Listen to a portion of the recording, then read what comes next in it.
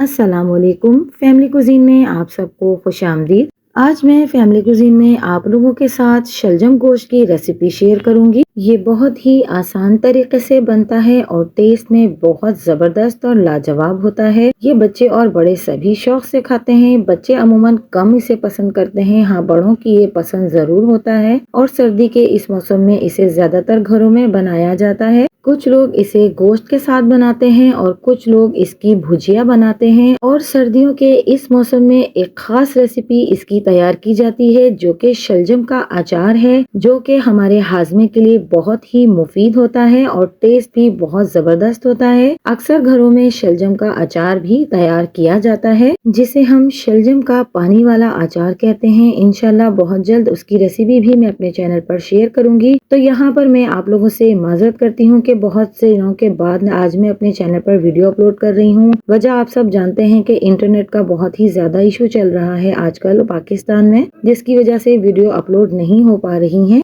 तो आज मैंने पूरा दिन लगा करके ये वीडियो अपलोड की है, तो आपने देखना जरूर है और इस रेसिपी को पूरा देखिएगा बगैर स्किप किए, ताकि वीडियो का कोई पार्ट आपसे मिस ना हो सके। तो चलिए रेसिपी की तरफ चलते हैं। यहाँ पर मैंने शलजम को काट लिया है। जिस तरह से हम आलू काटते हैं आलू सालन के लिए, उस तरह से मैंने शलजम को काटा है। और साथ ही एक बड़े साइज की प्याज मैंने काट ली है। यहाँ पर मैंने कुछ मटन का गोश्त लिया है जो थोड़ा चिकना और हड्डी वाला है। यहाँ पर मैं एक गूदे वाली हड्डी भी इसमें ऐड करूंगी, जिससे कि बहुत ही जबरदस्त सा इस शलजम गोश्त का फ्लेवर आएगा। तो आपने रेसिपी को मिस नहीं करना है, पूरा देखना है। बहुत ही जबरदस्त सा हमारा ये शलजम गोश्त तैयार होने वाला है। यहाँ पर मैंने एक कढ़ाई ली है, हाफ कप हम इसमें कुकिंग ऑयल ऐड करेंगे। जब कुकिंग ऑयल गर्म हो जाएगा तब हमने जो प्याज काट के रखी हुई थी वो हमने इसमें ऐड कर देनी है। प्याज को हमने अच्छी तरह से फ्राई करना है। यहाँ पर प्याज हम सिर्फ गोल्डन करेंगे, डार्क ब्राउन नहीं करेंगे। इस तरह से प्याज को फ्राई करने से और गोल्डन करने से प्याज का मीठापन खत्म हो जाता है और सालन हमारा मीठा नहीं बनता है। और प्याज का कलर अगर हल्का सुनहरी होगा तो हमारे सालन का कलर भी अच्छा खूबसूरत सा बनकर आएगा। अगर हम प्याज को बहुत ज्यादा डार्क ब्राउन कर लेते हैं तो इससे हमारे सालन का कलर भी ज्यादा डार्क हो जाता है। तो यहाँ पर हमने प्याज को सुनहरा कर लिया है। अब हमने मटन इसमें ऐड कर देनी है, जो कि हमने प्याली में निकाल कर पहले से रखी हुई थी।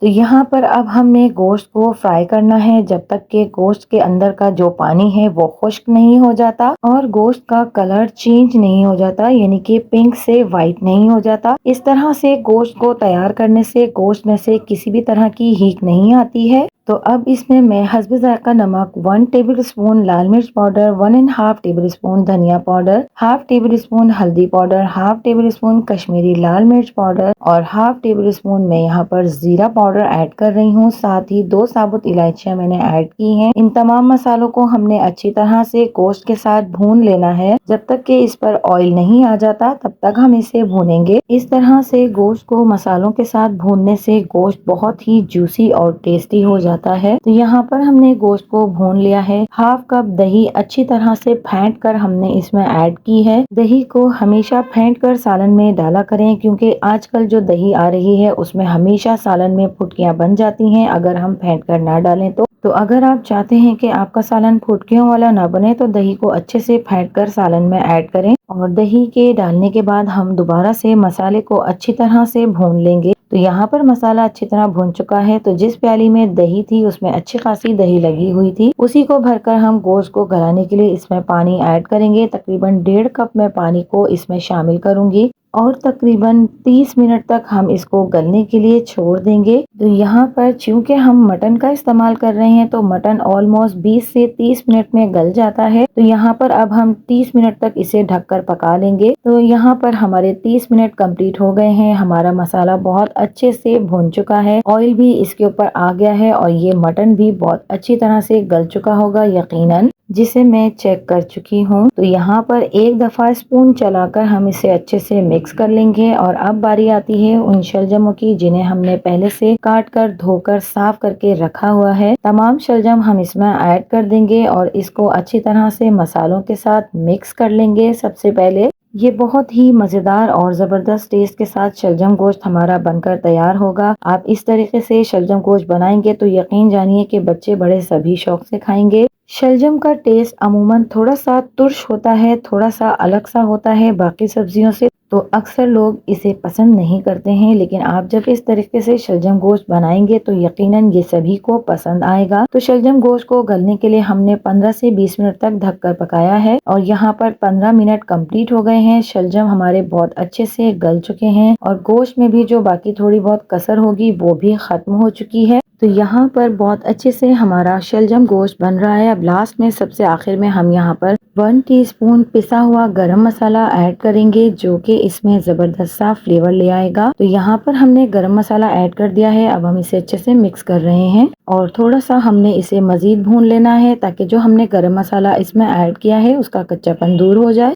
तो जब तक हम यहाँ पर इसे मजीद भून रहे हैं, अगर आप मेरे चैनल पर नए हैं और अगर आपने मेरे चैनल को सब्सक्राइब नहीं किया है तो मेरे चैनल को सब्सक्राइब कर लीजिए। पास में लगे बेल आइकन को भी ज़रूर दबा दीजिए, इससे मेरी वीडियोस के नोटिफिकेशंस आपको सबसे पहले फ्री में देखने मिलेंगे। यहाँ पर हमने शलजम गोश्त को अच्छे से भून लिया है। अब यहाँ पर मैं 3 से 4 अदद सब्ज मिर्चों को बीच में से कट करके इसमें ऐड कर दूंगी। साथ ही कुछ हरा धनिया हम इसमें गार्निश करेंगे और इन दोनों चीज़ों को अच्छी तरह से हमने मिक्स कर लेना है ताकि हरा धनिया और हरी मिर्चें भी अपना फ्लेवर रिलीज करें। और ये जबरदस्त सा शलजम गोश्त हमारा बनकर रेडी हो गया है। बहुत ही जबरदस्त सा इसका टेस्ट है। आप इस रेसिपी को जरूर बनाइएगा। तो जब आप इस तरीके से मेरी इस रेसिपी से शलजम गोश्त तैयार करेंगे तो यकीन जानिए सभी को ये बहुत ही पसंद आएगा। तो जैसा कि वीडियो के शुरू में मैंने कहा कि इंटरनेट के प्रॉब्लम की वजह से वीडियो अपलोड नहीं हो पा रही है, तो आपने मेरे चैनल को सपोर्ट करना है और मेरी वीडियोस और स्ट्रीम्स को लाजमी देखते रहना है ताकि मेरे वीडियोस पर व्यूज और इम्प्रेशन डाउन ना होने पाए और मेरा चैनल डाउन ना हो सके। तो आज जो मेरा चैनल यहाँ तक पहुँच पाया है वो आप लोगों के प्यार और सपोर्ट की वजह से ही मुमकिन हुआ है। तो यहाँ पर हमने थोड़ा सा पानी इसमें ग्रेवी के लिए ऐड किया है और इसे अच्छी तरह से मिक्स कर लिया है और ये जबरदस्त सा हमारा शलजम गोश्त रेडी हो चुका है। आप भी मेरे इस तरीके से ये शलजम गोश्त जरूर तैयार कीजिएगा और सबकी तारीफें हासिल कीजिएगा। ऐसा शलजम गोश्त के देखते ही खाने के लिए रग़बत आए।